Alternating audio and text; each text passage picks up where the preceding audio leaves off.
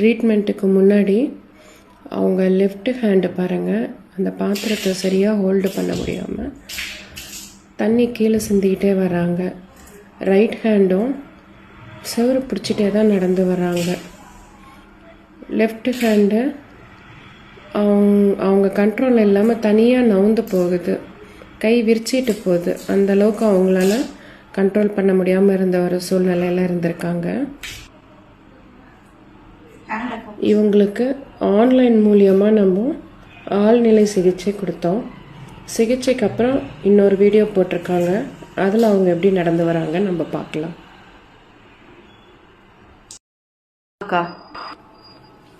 ஆழ்நிலை தியானத்துக்கு அப்புறம் 2 மணி நேரம் கழித்து எடுத்த வீடியோ இது. இதில் பாருங்கள், அவங்க ரைட் ஹேண்ட் அவங்க எங்கேயுமே பிடிக்காமல் நடந்து வராங்க. அவங்களோட லெஃப்ட் ஹேண்டும் தண்ணி சிதறாமல் வரணுங்கிறதுல ரொம்ப கவனமாகவும் இருக்காங்க. அவங்க கை உடம்புலேருந்து தள்ளியும் போகலை. அந்த அளவுக்கு அவங்க நல்ல ஒரு ஆரோக்கியமான நிலையில் இருக்கிறாங்க. கடவுளுக்கு நன்றி. எங்கேயுமே ஊற்றலையான்னு அவங்களே ஆச்சரியமாக கேட்குறாங்க.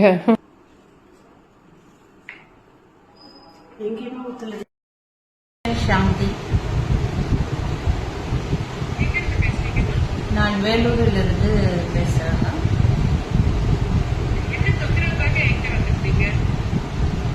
எனக்கு சுகர் இருக்குது, பிபி இருக்குது. ஒரு 4 இயர்ஸ் முன்னாடி மைல்டு ஸ்ட்ரோக்கும் வந்ததுங்க. அதனால லெஃப்ட் சைடு எனக்கு ஃபீலிங் கம்மியாக இருக்குது. உணர்ச்சி வேலைலாம், ஆக்ஷன், மூமெண்ட் எல்லாமே கம்மியாக இருந்தது. அதுக்காக நான் ஃபஸ்ட்டு ஹீலிங் எடுத்துக்கிட்டேன்.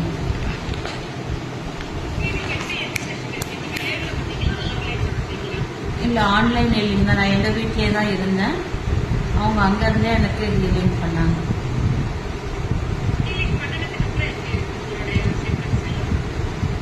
ஹீலிங் ஃபஸ்ட்டு சீட்டிங்லேயே எனக்கு நல்ல டெவலப்மெண்ட்டு தெரியுதுங்க. லெஃப்ட் ஹேண்டு அது கிரிப் ரொம்ப கம்மியாக இருக்கும், எனக்கு ஒன்றுமே முடியாது. இப்போ வெசலெல்லாம் ஹோல்டு பண்ணி எடுத்துன்னு நடக்க முடியுது, சாரி பின் பண்ண முடியுது. அதே மாதிரி கொஞ்சம் தூரம் வாக் பண்ணி போயிட்டு திரும்ப வர்றதுக்கு முடியுது.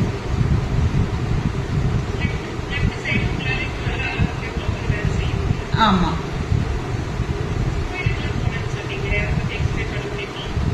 கோயில் வீட்டுக்கிட்ட இருக்கிற கோயிலுக்கு தான் அந்த ஃபஸ்ட் ஹீலிங் பண்ண அன்னைக்கு போனாங்க. நடந்து போயிட்டு நடந்து தான் வந்தேன்.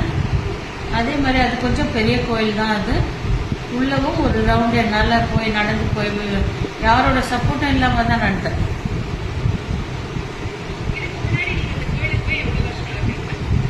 நான் போய் எனக்கு எப்படியும் ஒரு 1.5 இயர்ஸ்க்கு மேலே ஆயிடுச்சு.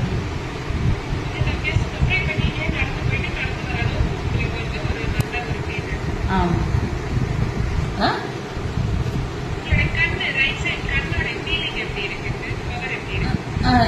அதில் மைல்டாக லைட் வெளிச்சம் எதுவுமே தெரியாது எனக்கு, திங்ஸ் எல்லாம் தெரியாது. ஆனால் லைட் வெளிச்சம் மாத்திரம் கொஞ்சம் மைல்டாக எங்கேயாவது தெரிஞ்சதுன்னா தனியாக அது தெரியும். இப்போ அந்த லைட் வெளிச்சம் கொஞ்சம் பிரைட்டாக தெரியுது எனக்கு. கொஞ்சம் முன்னை விட இப்போ அதிகமாக தெரியுது. அந்த லைட் வெளிச்சத்தில் என்னோட ஃபிங்கரு, ஹேண்டெல்லாம் இப்படி ஷேக் பண்ணும்போது ஏதோ என் முன்னாடி ஒரு அசைவு என்னால் ஃபீல் பண்ண முடியுது. இல்லை, அது கைதான்றதே தெரியுது.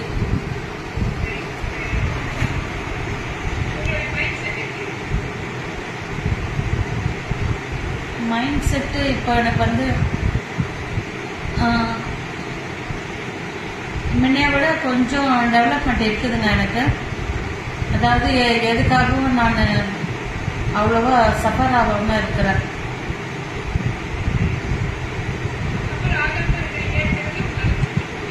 ஆமாம், நான் எதுக்காகவும் கில்ட் ஆகலை.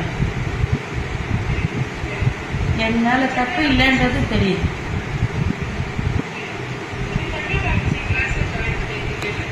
ஆமாங்க.